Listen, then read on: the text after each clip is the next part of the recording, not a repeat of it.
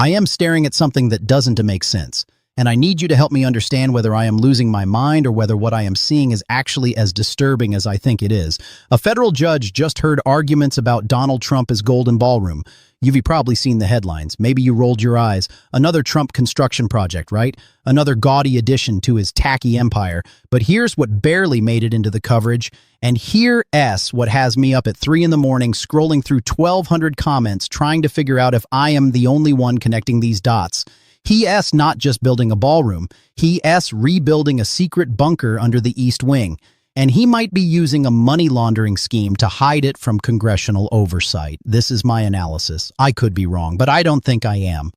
Let me back up, because the story they retelling you and the story that's actually happening are two very different things. The official version goes like this. Trump wants to build a 90,000 square foot ballroom at the White House because women are getting their heels stuck in the mud walking to outdoor tents for state dinners. That's the story. A ballroom for convenience, for dignity. Something, he claims, the American people have wanted for 150 years. I read that and my first thought was, wait, have the American people been asking for this? Because I'm 62 years old and I have never, not once, heard a single human being say, you know what we really need? A golden ballroom at the White House that costs $400 to $500 million. Not once. But okay, maybe I am out of touch. So I did what I always do. I went to the comments. I read 1,200 of them. And here's what I found. 73% of people are against this ballroom. But here's what's interesting. It's not just that they against it. It's why they against it. About 40% are furious about the cost and the corruption. They see Trump taking taxpayer money, donor money, park service money, and funneling it into his personal vanity project. They see the money laundering. They see the constitutional violations. They angry, and they should be. Another 30% are focused on something different. They terrified. And when I dug into why they terrified, that's when I started connecting dots that I wish I hadn't connected. They saying he's building this bunker because he knows what's coming. He's building it because he's planning to start World War III and he needs somewhere to hide while the rest of us burn. He's building it because he has no intention of leaving office in 2028. He's building it so he can barricade himself inside and declare martial law. Now, I know how that sounds. I know conspiracy theories when I hear them, but here's the thing that keeps me up at night. What if they're not entirely wrong? Let me show you what we actually know. Not speculation, not theory, facts. Fact 1. Trump demolished the East Wing of the White House without proper congressional approval. Just tore it down. Middle of the night. Done. Fact 2. The project started at $200 million, then $300 million. Now it is pushing $500 million. And nobody can quite explain where all that money is going for what's essentially a big room. Fact 3. There was already a bunker under the White House. It's been there since 1941. Franklin Roosevelt built it after Pearl Harbor. It's called the Presidential Emergency Operations Center, the PEOC. It's basically a submarine built into the ground, command and control for nuclear war. Fact 4. Trump is rebuilding that bunker, expanding it, modernizing it, and he's doing it under the cover of this ballroom construction.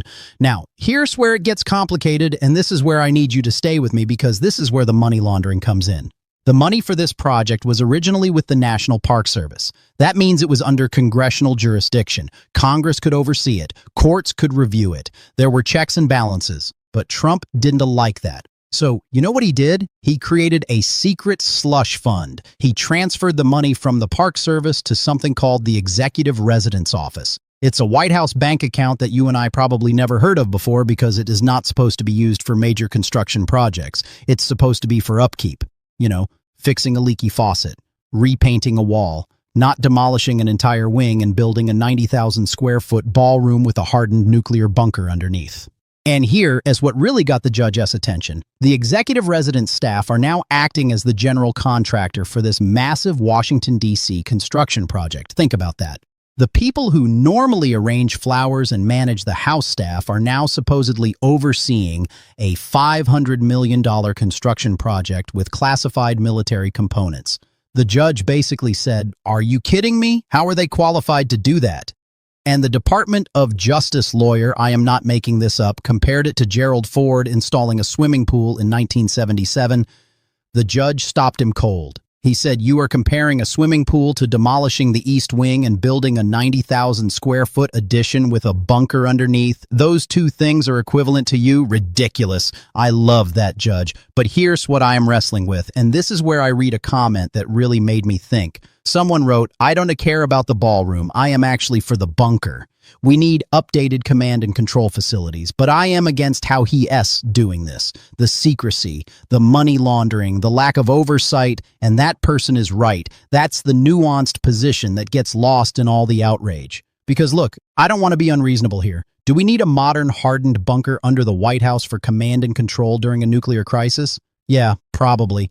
The current one was built in the 1940s. It's basically a submarine from World War II. I am not sure it would survive modern munitions. So if Trump had come to the American people and said, "Listen, I need to update our emergency command center. It is a matter of national security. We need to tear down part of the East Wing to do it properly. And by the way, I'm going to top it with a ballroom because we also need better entertaining space." You know what? People might have been okay with that. Not everyone, but enough people. It would have been a conversation we could have had.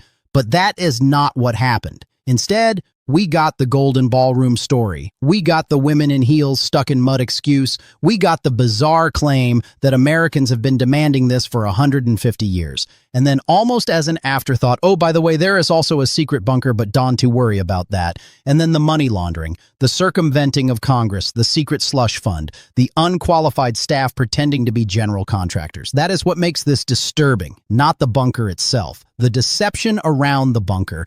Now, let me tell you what I discovered in the comments that nobody in the mainstream media is talking about. Multiple people pointed out that some of the contractors working on this project have deep experience building classified facilities.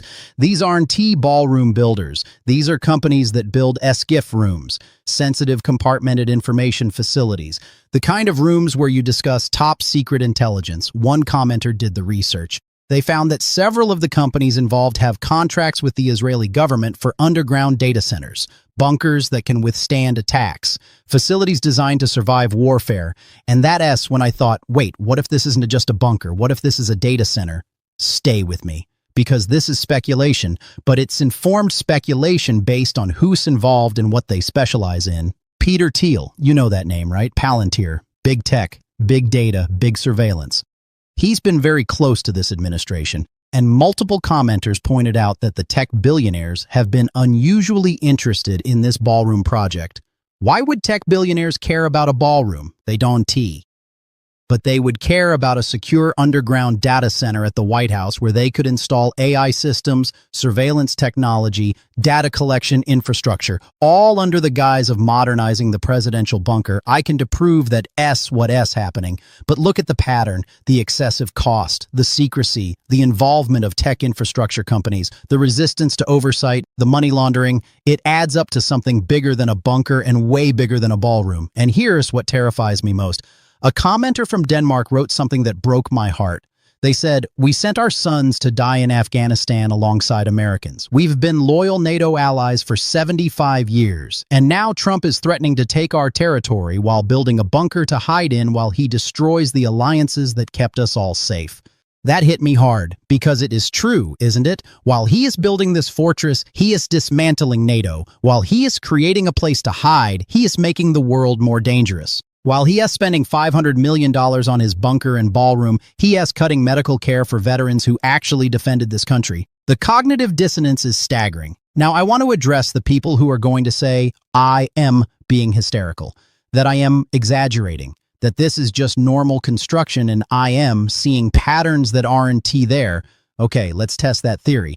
If this is normal construction, why the secrecy? Why not go through proper channels? Why create a secret slush fund? Why transfer money from the Park Service to an obscure White House account? Why have the resident staff act as general contractors instead of using the normal federal procurement process? If this is legitimate, why does it look exactly like money laundering? And here is the other thing. Trump isn't a builder. I know he plays one on TV. I know he puts his name on buildings, but he doesn't actually build buildings. He licenses his name. Other people build. He slaps Trump in gold letters on the side. The last major building he actually built himself was probably 25 years ago. And his track record? Atlantic City casinos that went bankrupt, Trump University that defrauded students, Trump Foundation that was shut down for fraud. So when he suddenly wants to personally oversee a $500 million construction project at the People S House, using secret money, with unqualified staff and no congressional oversight. Forgive me for being skeptical about his motives. One commenter made a comparison that chilled me. They said Trump is following the same pattern as dictators throughout history. Build a fortress, create a cult of personality, surround yourself with loyalists, eliminate oversight, control information, and when the people finally rise up, retreat to your bunker and wait them out. Hitler had a bunker. Saddam Hussein had bunkers. Every dictator eventually builds a place to hide when the consequences of their actions catch up with them. Am I saying Trump is literally Hitler? No, that's not my claim. But am I saying he is exhibiting authoritarian behavior patterns that should concern us? Yes, absolutely yes. And here is what I think is the most telling detail. In one of the court hearings, Trump's lawyer said that the president wants to hold the inauguration in this ballroom. Wait, what inauguration? He's already been inaugurated. He is in his second term. There is no inauguration in 2029 for him because he is term limited. So what inauguration is he talking about? Unless he is planning not to leave, unless he is planning to declare some kind of emergency and suspend elections, unless he is building this bunker because he knows he is going to need it when he refuses to transfer power. I know how that sounds. I know it sounds like conspiracy theory, but consider this. We already watched him refuse to concede in 2020. We already watched him incite an insurrection on January 6th. We already watched him claim the election was stolen with zero evidence. We already know he admires dictators who never leave power. So when he builds a fortified bunker and talks about future inaugurations he's not constitutionally eligible for, maybe we should pay attention. Now, about 60% of the comments I read were Americans, but 40% were international. And what struck me was the fear in those comments. Real fear. Canadians worried that if he can threaten Greenland and Denmark, they are next. Europeans terrified that NATO is being destroyed from within. People from democracies around the world watching America slide toward authoritarianism and wondering if their countries will be dragged down too. One comment from Australia just said, "Congress, are you people going to do your bloody job? Get this idiot out." And I felt that. The frustration, the disbelief, the sense that we rewatching something terrible happen in slow motion, and the people who have the power to stop it are just not, oh, here's what I believe is happening. And you can disagree with me. Reasonable people can see this differently. But this is what I think. I think Trump is building a command and control center that goes far beyond legitimate national security needs. I think he is building infrastructure for surveillance, data collection, and authoritarian control. I think he is using the ballroom as a cover story because a golden ballroom fits his brand and distracts from what is really being built underneath. I think he's money laundering to avoid oversight because oversight would reveal the true purpose and scope of this construction. I think he is involving tech billionaires because they rebuilding the AI and data systems that will run in that bunker. And I think he is planning for a scenario where he needs to barricade himself in the White House and control the country from an underground fortress. Maybe I'm wrong. God, I hope I'm wrong. But the pattern of behavior, the secrecy, the money laundering, the involvement of surveillance tech companies, the threats to Democratic allies, the bunker, the talk of future inaugurations, it all points in one direction. And that direction is authoritarianism. The judge is likely going to issue a preliminary injunction to stop the vertical construction. The ballroom part, he'll probably allow the bunker work to continue because national security, and then Trump will appeal. It'll go to the D.C. Circuit, maybe to the Supreme Court. And meanwhile, the construction will continue underground where we can see it. That's my prediction, and I'll own it if I am wrong. But here's what I want you to understand. This isn't just about a building. This is about whether we were still a democracy with checks and balances or whether we retransitioning to something else, something darker.